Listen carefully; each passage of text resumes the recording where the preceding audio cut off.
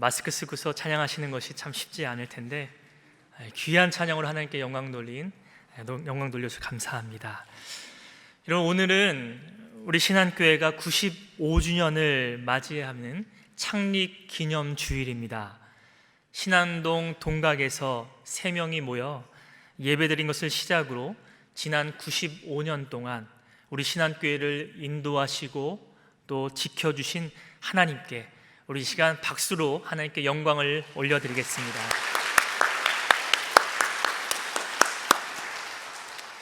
이런 95년이라는 시간은 결코 짧은 시간이 아닙니다. 그리고 우리 힘만으로도 지켜낼 수 있는 시간 또한 아닙니다.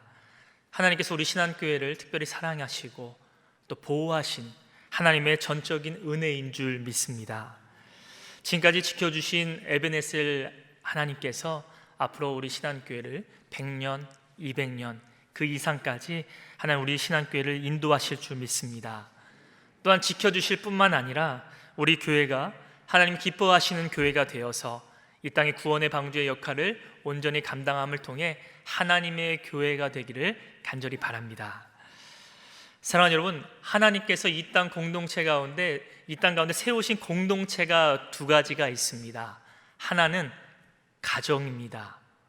그렇다면 또 하나는 무엇일까요? 그렇습니다. 바로 교회입니다. 하나님께서 이 땅 가운데 가정이라는 공동체와 또 교회라는 공동체를 세워주셨습니다. 여러분, 하나님께서 세우신 이 두 공동체, 정말 하나님께서 원하시는 것은 무엇일까요? 여러분, 우리가 오랫동안 교회를 다니면서 여러분 한번 고민해 보셨습니까? 과연 하나님께서 내가 다니는 이 교회 가운데 가장 바라시는 것이 무엇일까? 여러분 고민해 보셨습니까? 물론 여러 가지가 있을 수 있겠습니다. 여러분, 부모된 저와 여러분이 우리 가정 가운데 바라시는 것은 무엇입니까? 여러분, 혹시 집을 넓혀서 아파트 한 50평으로 이사하는 것이 여러분 가정 가운데 가장 바라시는 것입니까? 아니면 돈을 많이 저축해서 벌어들이는 것이 여러분 가정 가운데 여러분 가장 원하시는 것입니까? 아니면 출세하고 명성을 얻는 것, 그것이 여러분 가정 가운데 가장 바라시는 것입니까? 여러분, 만약 이러한 것들을 다 얻었을지라도 가족 간에 하나 되지 못한다면 여러분 어떨까요? 한 집에는 있지만 대화가 없고 자기 할 일만 하고 집 안으로 방으로 쏙 들어가고 식사를 할 때도 아무런 대화 없이 침묵 속에서 밥만 먹고 있다면, 그리고 만날 때마다 분쟁과 다툼이 그 가정 가운데 일어난다면 여러분 어떨까요? 아마 생각만 해도 끔찍하지 않겠습니까? 여러분, 저도 설교를 준비하면서 저희 가정 가운데 가장 내가 바라는 것이 무엇일까를 한번 생각해 보았습니다. 무엇이었을까요? 그것은 다름 아닌 저희 가족 모두가 같은 신앙 안에서 화목하는 것, 그것이 저희 가정 가운데 제가 가장 바라고 소망하는 것이더라고요. 여러분, 하나님도 그렇지 않겠습니까? 하나님께서 세우신 교회, 예수 그리스도를 머리로 삼고 한 몸 된 우리 교회에 하나님께서 진정 원하시는 것이 있다면 그것은 바로 하나 되는 것입니다. 여러분, 예수님께서 잡히시기 직전 아버지 하나님께 올린 간절한 기도가 있습니다. 여러분, 요한복음 17장 21절과 22절 말씀을 보면 이렇게 예수님은 하나님께 기도합니다. 아버지여, 아버지께서 내 안에 내가 아버지 안에 있는 것 같이 그들도 다 하나가 되어 우리 안에 있게 하사 세상으로 아버지께서 나를 보내신 것을 믿게 하옵소서. 내게 주신 영광을 내가 그들에게 주었사오니 이는 우리가 하나 된 것 같이 그들도 하나가 되게 하려 함이니이다. 아멘. 여러분, 예수님의 기도는 하나님과 예수님이 하나이신 것처럼 제자들도 하나가 되게 해달라는 간절한 기도였습니다. 그 하나됨의 목적과 결과는 온 세상이 제자들을 통해서 그리스도 예수께서 하나님 되신 것과 또 희생적인 십자가의 사랑을 알리는 것이었습니다. 여러분, 그렇다면 오늘날 제자된 저와 여러분, 또한 저와 여러분이 모인 이 교회 가운데 하나님, 예수님께서 가장 원하시는 것 또한 마찬가지라는 것입니다. 그것은 하나됨입니다. 교회의 하나됨의 본질은 사실상 위로 거슬러 올라갈 수가 있습니다. 여러분, 우리가 믿고 따르는 성부 하나님, 성자 예수님, 성령 하나님께서 한 분이시기 때문에 그렇습니다. 우리는 이것을 삼위일체라고 이야기합니다. 그렇듯이 성령 모든 분이, 또 성부 하나님, 성자 예수님, 성령 하나님께서 한 분이시기 때문에 우리 또한 하나 되는 것이 우리의 소명인 것입니다. 그래서 오늘 사도 바울은 에베소 교회 성도들을 향해 이렇게 말씀하고 있는 것이죠. 우리 에베소서 4장 3절 말씀을 우리가 함께 읽도록 하겠습니다. 평안에 매는 줄로 성령이 하나 되게 하신 것을 힘써 지키라. 아멘. 여러분, 사도 바울은 에베소 교회의 성도들에게 새롭게 하나가 되라고 이야기하는 것이 아닙니다. 무엇이죠? 성령께서 이미 하나가 되게 하신 것을 힘써 지켜나가라고 이야기하고 있는 것입니다. 그러니까 교회 공동체는 성령께서 이미 하나 되게 하신 공동체라는 것입니다. 그렇다면 우리는 이미 성령께서 하나 되게 하신 그 공동체를 힘써 하나됨을 지켜나가기만 하면 되는 것입니다. 여러분, 신약교회가 어떻게 생긴 줄 여러분 잘 아시죠? 우리가 잘 알고 있다시피 사도행전을 보면 초대교회가 바로 오순절 마가의 다락방 가운데 성령의 강력한 임재하심을 통해서 교회는 시작되게 됩니다. 근데 무엇이 임함을 통해서 시작이 되죠? 그곳에 바로 성령님께서 강력하게 임재하심을 통해서 교회는 태동하게 됩니다. 성령으로 시작한 교회, 성령으로 충만했던 그 초대교회에 나타난 일은 무엇이었을까요? 여러분, 사도행전 2장 46절과 47절 말씀을 보면 성경은 이렇게 이야기합니다. 날마다 마음을 같이하여 성전에 모이기를 힘쓰고 집에서 떡을 떼며 기쁨과 순전한 마음으로 음식을 먹고 하나님을 찬미하며 또 온 백성에게 칭송을 받으니 주께서 구원받은 사람을 날마다 더하게 하시니라. 아멘. 여러분, 그렇습니다. 초대교회의 안에 하나 되게 하신 성령님의 충만한 임재는 성령께서 처음 계획하신 대로 교회의 하나됨을 이루어내었고, 그 하나됨은 세상 사람들에게 칭송을 받게 되고 또 그로 인해서 구원받은 사람들이 날마다 늘어갔다는 것입니다. 성령님께서 하나 되게 하신 것을 우리가 힘써 지켜갈 때 예수님의 몸인 교회는 온전한 기능을 발휘할 수 있다는 것이죠. 그럴 때 우리는 교회의 본질이 회복되어지고 교회의 사명이라고 말할 수 있는 이 복음 전도가 이루어지게 된다는 사실입니다. 여러분, 오늘 본문은 이 사도 바울이 이와 같이 성령께서 하나 되게 하신 것을 힘써 지켜나가기 위해서는 필요한 덕목 4가지를 소개하고 있습니다. 오늘 보면 2절 말씀을 우리가 함께 읽도록 하겠습니다. 모든 겸손과 온유로 하고 오래 참음으로 사랑 가운데 서로 용납하라. 아멘. 이런 필요한 덕목 4가지가 무엇이라고요? 첫 번째는 겸손입니다. 두 번째는 온유함입니다. 세 번째는 오래 참는 것입니다. 네 번째는 사랑으로 서로 용납하는 것입니다. 오늘 이 4가지를 간략하게 살펴보려고 합니다. 이 4가지는 한병수 목사님이 쓰신 교회란 무엇인가 에베소서 강해의 내용을 인용해서 살펴보려고 합니다. 여러분, 첫 번째 교회의 하나됨을 위해 필요한 덕목은 바로 겸손입니다. 여러분, 겸손하지 못하면 교회 공동체는 하나가 될 수가 없습니다. 우리는 이거를 너무 잘 알지요. 겸손의 반대는 교만함입니다. 겸손하지 않고 교만하면 교회 안에 분쟁이 생기게 됩니다. 그래서 잠언 13장 10절에는 이렇게 말씀하지요. 교만에서는 다툼만 일어날 뿐이라. 이런 자신의 입장만 내세우고 또 타인의 입장은 틀렸다고 생각하는 그 오만함은 교회 안에서 분쟁을 일으킵니다.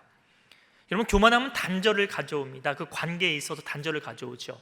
여러분, 우리가 잘 알고 있다시피 구약의 창세기를 가보면 아담과 하와가 범죄한 사건을 소개하고 있습니다. 여러분, 그것은 무엇입니까? 하나님께서 동산 중앙에 있는 나무, 즉 선악과를 따서 먹지 말라고 했지만 그것을 따서 먹은 사건을 소개하고 있습니다. 결국 그 교만함은 하나님께 범죄하게 되죠. 여러분, 그때 간교한 뱀은 어떻게 아담과 하와를 유혹하게 됩니까? 이렇게 얘기하죠. 너희가 그것을 먹는 날에는 눈이 밝아져 하나님처럼 될 수 있다. 피조물인 인간이 하나님처럼 될 수 있다는 그 교만함으로 인해 하나님이 명령하신 그것을 어김을 통해서 죄가 들어오게 됩니다. 여러분, 교만은 결국 하나님과 아담과 하와의 관계를 깨트려 버리지요. 여러분, 아담은 하나님과 친밀한 관계 가운데 지냈던 그 아담이 이제는 하나님의 낯을 피해서 이제 숨어버리게 됩니다. 하나님이 너무 답답한 나머지 아담아, 아담아, 네가 어디 있느냐? 관계가 깨져버립니다. 여러분, 그것뿐입니까? 아담과 하와의 관계, 그 사랑스러운 부부의 관계가 깨져버리게 되지요. 네 탓이다, 네 탓이다. 이런 책임 회피를 통해서 결국 살 중에 살이요 뼈 중에 뼈이라고 고백하였던 그 아담과 하와의 관계가 결국에는 깨져버리게 되는 것을 볼 수가 있습니다. 여러분, 성경은 말합니다. 하나님은 교만한 자를 대적하시며 겸손한 자에게 은혜를 베푸신다고 말씀하고 있습니다. 사랑하는 여러분, 교회의 하나됨을 여러분이 원하신다면 겸손해지시길 바랍니다. 여러분, 우리에게 겸손의 모범을 보여주신 분이 계시지요. 바로 우리 예수님이십니다. 빌립보서 2장을 보면 예수님의 겸손을 노래하는 그런 이야기들이 나오게 됩니다. 2장 5절에서 8절까지의 말씀을 우리 함께 같이 읽어보도록 하겠습니다. 너희 안에 이 마음을 품으라. 곧 그리스도 예수의 마음이니 그는 근본 하나님의 본체이시나 하나님과 동등됨을 취할 것으로 여기지 아니하시고 오히려 자기를 비워 종의 형체를 가지사 사람들과 같이 되셨고 사람의 모양으로 나타나사 자기를 낮추시고 죽기까지 복종하셨으니 곧 십자가에서 죽으심이라. 아멘. 여러분, 겸손의 극치인 십자가에서의 죽음, 그렇습니다. 여러분, 우리가 품어야 할 그 마음은 바로 그 겸손의 마음인 것입니다. 겸손할 때 우리 교회는 하나가 될 수가 있습니다.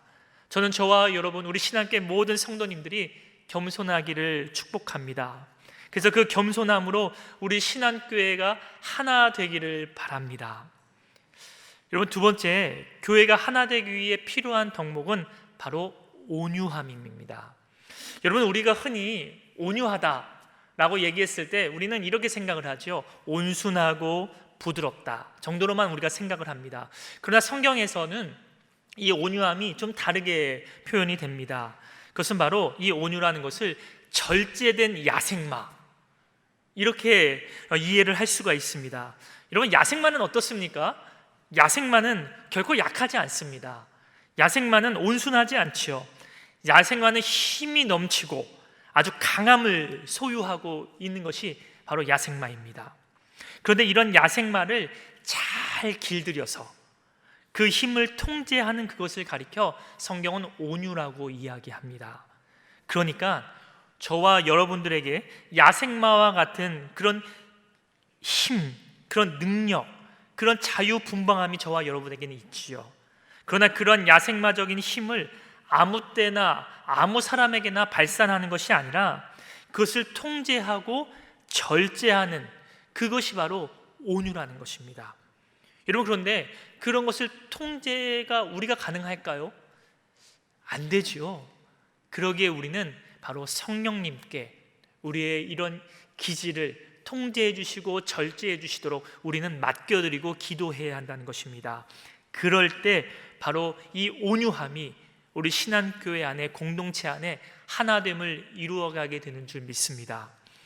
여러분, 온유하지 않고 거칠고 난폭하고 그렇게 되면 교회의 하나됨은 파괴될 것이 분명합니다. 여러분, 온유함의 대명사가 있습니다. 여러분, 누구일까요? 성경 인물 가운데 바로 모세입니다. 여러분, 민수기 12장 3절의 말씀을 보면 이렇게 말씀합니다. 이 사람 모세는 온유함이 지면의 모든 사람보다 더하더라. 여러분, 출애굽 인원이 한 200만 명이라고 했을 때, 여러분, 이스라엘 민족의 국론이 분열되지 않고 40년간 유지할 수 있었던 비결은, 그리고 약속의 땅으로 들어갈 수 있었던 것은 모세가 보인 온유함의 결과라고 말할 수 있을 것입니다. 생각해 보면 여러분, 40년 동안 그 광야 생활 가운데 모세가 얼마나 많은 사람들한테 불평과 원망의 소리를 들었을까요? 하루길 가면 아마 애굽으로 다시 돌아가자고 그렇게 불평하고 원망하지 않았겠습니까? 그럼에도 불구하고 모세는 온유함을 지키며 그들을 인도했습니다. 사랑하는 여러분, 온유한 사람이 되시기를 바랍니다. 그래야 하나님의 백성을 하나 되게 하고 모세처럼 섬길 수 있는 복을 누리게 되는 것입니다. 시편 37편 11절에서는 이렇게 말씀하고 있습니다. 온유한 자들은 땅을 차지하며 풍성한 화평으로 즐거워하리로다. 아멘. 사랑하는 여러분, 저와 여러분이 가지고 있는 이 야생마적인 기질을 여러분 절제하시고 통제하시길 바랍니다. 성령 하나님께 도우심을 구한다면 성령님께서는 우리의 이러한 성품을 절제하게 하시고 통제하게 하시고 또 가꾸심을 통해서 우리를 온유한 사람으로 변화시켜 나가게 될 줄 믿습니다. 그럴 때 교회는 하나 될 수 있는 줄 믿습니다. 세 번째, 교회가 하나 되기 위해 필요한 덕목은 바로 인내입니다. 오래 참음입니다. 여러분, 타인과 잘 어울리지 못하고 고립되어 있는 사람들의 지배적인 특징은 바로 인내가 없다는 것입니다. 그리고 그러한 대부분의 사람들은 화를 성급하게 내고 가슴속에 화를 품고 살아가는 경우가 많이 있지요. 마치 가슴속에 시한폭탄을 가지고 있는 사람처럼 어디 한 사람만 걸려봐라, 내가 가만 안 있겠다. 이런 사람들은 사실상 굉장히 이기적인 사람이라고 말할 수 있습니다. 왜냐하면 분노라는 것은 타인에게 아픔을 주면서 자신의 속은 후련하게 되는 것을 추구하는 일이기 때문입니다. 사나운 표정이나 또 차가운 눈빛이나 뾰족한 언어에 그런 분노를 담아서 타인에게 전달하면 타인과의 관계는 결코 멀쩡해질 수가 없는 것입니다. 여러분, 교회 안에서 서로에게 분노하는 일을 성급하게 하지 마시길 바랍니다. 내 기분이 상한다고 해서 다른 사람에게 무례하게 대하거나 화내지 마시길 바랍니다. 거친 말이나 뾰족한 언어로 상대방의 가슴을 여러분 아프게 하지 마시길 바랍니다. 여러분이 내뱉은 그 말 한마디가 어느 한 사람에게는 평생토록 상처의 말이 될 수 있다는 사실을 여러분과 제가 기억하기를 바랍니다. 여러분, 교회는 참으로 다양한 성격의 그 소유자가 공존하고 있는 곳이 바로 교회입니다. 부딪힐 일이 대단히 많이 있고 또 참아야 할 일들이 많이 있는 곳이 교회입니다. 그때마다 분노를 격발하고 참지 못한다면 공동체는 아마도 살아남지 못할 것입니다. 얼마 전에 순천만 국가정원을 가보았습니다. 꽃들이 참 많이 있고 그곳에 아주 예쁜 글귀가 있는 것을 제가 유심히 봤습니다. 정확히 기억은 안 나는데 이런 글귀가 적혀 있었습니다. 꽃에 향기가 있듯이 우리가 사용하는 말에도 향기가 있습니다. 여러분, 저와 여러분이 사용하는 말은 어떻습니까? 저와 여러분이 사용하는 말에는 향기가 있습니까? 혹시 향기가 아닌 사람들을 아프게 하고 무시하고 사람을 억누르고 하는 말들을 혹시 내가 하고 있지는 않습니까? 저는 우리 신한교회 안에서 이러한 오래 참음, 서로에 대한 인내가 넘쳐나기를 바랍니다. 성급한 분노를 억누르고 서로의 인격을 존중하며 따뜻하고 향기로운 말들이 저와 여러분의 입술 가운데 풍성하게 나오기를 간절히 바랍니다. 네 번째, 교회가 하나 되기 위한 필요한 덕목은 바로 사랑으로 서로를 용납하는 것입니다. 여러분, 용납이라는 것은 무엇입니까? 용납은 상대방이 바뀌지 않으면 수용하지 않겠다는 태도가 아니라 타인을 수용하기 위해 나 자신이 바뀌는 것입니다. 나 자신을 변화시키는 것입니다. 여러분, 왜 교회 공동체에 다툼이 있고 하나됨이 어려울까요? 그것은 나는 안 바뀌면서 다른 사람을 내가 뜯어 고치려고 하기 때문에 그렇습니다. 나는 전혀 바뀌지 않고 요동하지 않으면서 다른 사람의 약점을 자세히 보고 그것을 뜯어 고치려고 하기 때문에 우리 안에 계속해서 어려움이 있는 것입니다. 오늘 사도 바울은 사랑으로 서로 용납하라고 이야기합니다. 다른 사람을 바꾸려고 하지 말고 나 자신을 점검하고 또 바꾸어서는 다른 사람들을 받아들이라고 사도 바울은 이야기하는 것입니다. 그렇습니다. 그러한 태도를 가질 때 바로 우리 교회는 하나가 될 수 있는 줄 믿습니다. 사랑하는 여러분, 네 가지를 꼭 기억하시길 바랍니다. 첫 번째는 겸손입니다. 두 번째는 온유입니다. 세 번째는 인내, 오래 참음입니다. 네 번째는 바로 사랑으로 서로 용납함입니다. 이 네 가지가 우리 교회 안에서 실천되어질 때 주님의 몸된 교회인 우리 신한교회는 하나가 될 줄 믿습니다. 여러분, 중요한 것은 듣고 흘리는 것이 아닙니다. 오늘 이 말씀을 우리가 들었다면 이제 우리는 그 삶을 살아내기 위한 몸부림이 저와 여러분에게 있어야 하는 것이죠. 내가 그렇지 못했다면 이제 상대방에 있어 더 겸손해지려고 노력하고 애쓰는 것입니다.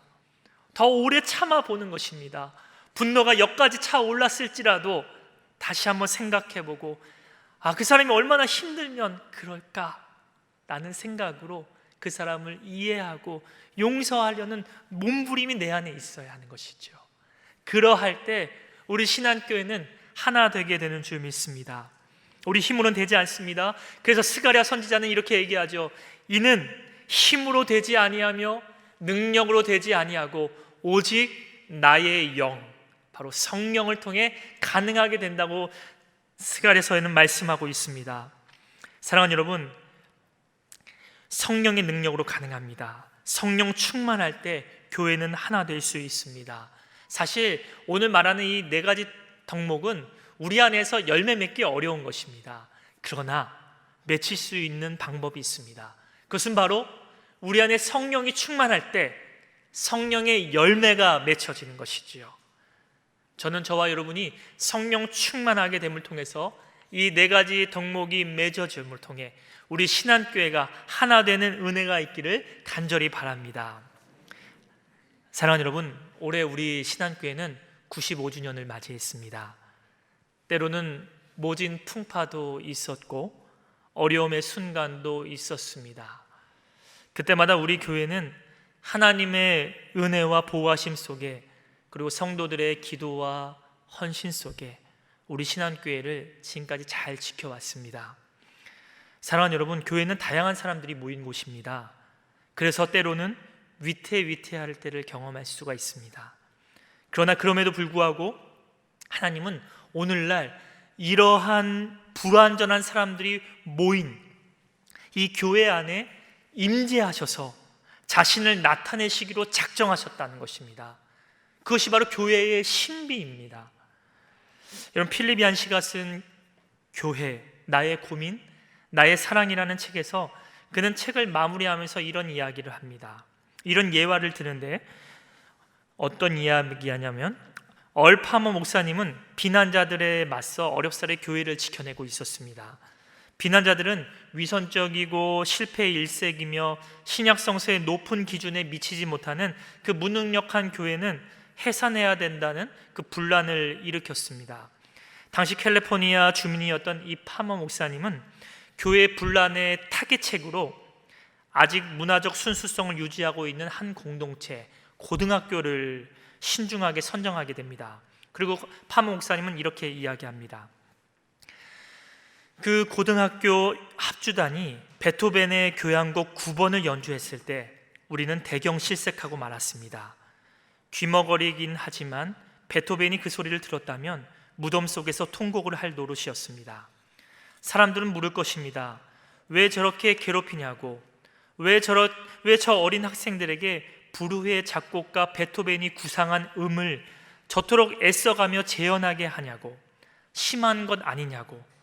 그러나 우리는 학생들에게 완벽을 바라지 않습니다. 저 유명한 시카고 심포니 오케스트라도 완벽하게 이룰 수는 없습니다. 내가 하고 싶은 말은 이렇습니다. 객석에 앉은 청중들 중에는 그 학생들의 연주를 통해서야만 베토벤의 위대한 9번 교향곡을 처음 접하는 사람들이 있습니다. 완벽과는 거리가 멀지만 그 청중들이 그래도 베토벤의 메시지를 들을 수 있는 길은 학생들의 그 연주뿐입니다. 그러면서 필리비안 씨는 책에 그렇게 기록합니다. 교회 예배가 지루해져서 몸이 뒤틀릴 때면 나는 언제나 파머 목사님의 예화를 생각한다. 우리는 비록 작곡가가 애초에 구상한 음에는 결코 이르지 못하겠지만 불완전한 그 음이나마 세상에 들려줄 사람들은 우리 외에는 없다. 사랑하는 여러분, 그렇습니다. 교회는 다양한 사람들이 모인 공동체입니다.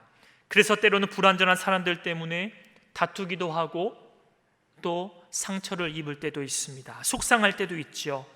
작곡가이신 하나님이 처음 계획하신 그 구상한 음에 우리 교회가 이르지 못할 수도 있습니다. 그러나 우리 교회가 하나 되기 위한 끊임없는 노력, 더욱더 사랑하려는 그 몸부림, 그러할 때 이 교회 안에 임재하시는 그 하나님을 세상에 보여줄 수 있는 유일한 기관은 바로 교회라는 사실을 저와 여러분이 꼭 기억하시길 바랍니다. 교회 하나됨이 쉽지는 않지만 하나 되려고 노력할 때 세상 사람들은 그런 우리들의 모습을 통해 하나님을 보게 될 것입니다. 그래서 마틴 루터는 우리를 향해서, 우리 믿는 사람들을 향해서 하나님의 가면이라고 이야기했습니다. 하나님을 직접 볼 수 없기 때문에 예수님을 믿는 성도가 그렇게 살아갈 때 세상 사람들은 그러한 그런 성도들의 모습을 통해 하나님을 볼 수 있다는 이야기에 성도들을 향해 바로 하나님의 가면이라고 이야기했던 것입니다. 저는 우리 신앙교회가 그렇게 될 줄 믿습니다. 그렇게 되길 바랍니다. 우리 안에 하나됨을 위해 힘써 지켜나갈 때 더욱더 사랑하려는 노력 속에 세상 사람들은 그것을 통해 하나님을 보게 되고 복음을 접하게 되는 그 은혜가 우리 신앙교회 안에 있게 될 줄 믿습니다. 여러분, 마지막으로 또 성남에 있는 만나교회의 김병삼 목사님의 이야기를 여러분들께 좀 인용해서 이야기하면서 오늘 설교를 마무리하려고 합니다. 만나교회 김병삼 목사님이 코로나19로 인해서 힘들어하는 성도들에게 위로의 말씀을 전한 것이 있습니다. 김병삼 목사님 이런 이야기를 합니다. 코로나 바이러스는 누구나 걸릴 수 있는 질병입니다. 어느 누구도 예외는 없습니다. 따라서 성도님들 가운데 코로나19 바이러스에 감염이 되었다고 하여도, 그리고 그 감염으로 인해 교회에 피해를 주면 어떨까 하는 걱정과 두려움 때문에 교회에 나오는 것을 걱정하지 마시길 바랍니다. 그러면서 김병삼 목사님은 말씀을 이어갑니다. 담임 목사와 저희 목회자들 그리고 우리 교회 공동체는 언제까지나 늘 여러분과 함께 할 것입니다. 그러면서 9.11 테러 사건 이후 회자되었던 말이 있습니다. 그것은 무엇이냐면 First in, Last out이라는 것입니다. 생명을 다하면서까지, 버리면서까지 사명을 다했던 소방관의 이야기입니다. 그러면서 김병삼 목사님은 이런 이야기를 합니다. 우리 교회도 만약 9.11 테러와 같은 일이 벌어진다면 담임 목사와 목회자들은 그렇게 할 것입니다. 가장 먼저 들어가서 생명을 살리는 일을 할 것이고 가장 나중에 나올 것입니다. 목자는 양을 절대 포기하지 않습니다. 목자는 양을 절대 버리지 않습니다. 진정한 공동체는 아플 때 함께합니다. 우리는 끝까지 함께할 믿음의 공동체입니다. 두려워하지 마세요. 담대하세요. 사랑하는 신앙교회 성도 여러분, 그렇습니다. 저와 여러분, 우리 모두는 하나입니다. 우리 신앙교회는 하나의 공동체입니다. 끝까지 함께 갈 믿음의 공동체가 바로 신한교회입니다. 신한교회는 여러분과 함께 할 것입니다. 신한의 모든 목회자들도 여러분과 함께 할 것입니다. 선한 목자는 양을 포기하지 않습니다. 양을 절대 버리지 않습니다. 교회는, 그리고 저희 목회자들은 여러분의 아픔을 함께 짊어질 것입니다. 사랑하는 신한교회 성도 여러분, 성령님께서 하나 되게 하신 것을 힘써 지켜나가는 저와 여러분 모두가 되기를 바랍니다. 교회는 예수님을 머리로 삼고 한 몸 된 신령한 공동체입니다. 교회는 가족입니다. 예수님의 십자가의 보혈로 말미암아 세우신 한 공동체가 바로 교회입니다.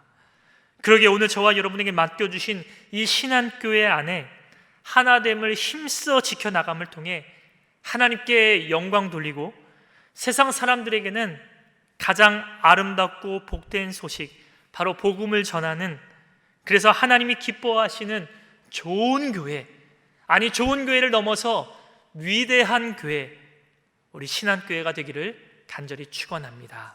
기도하겠습니다.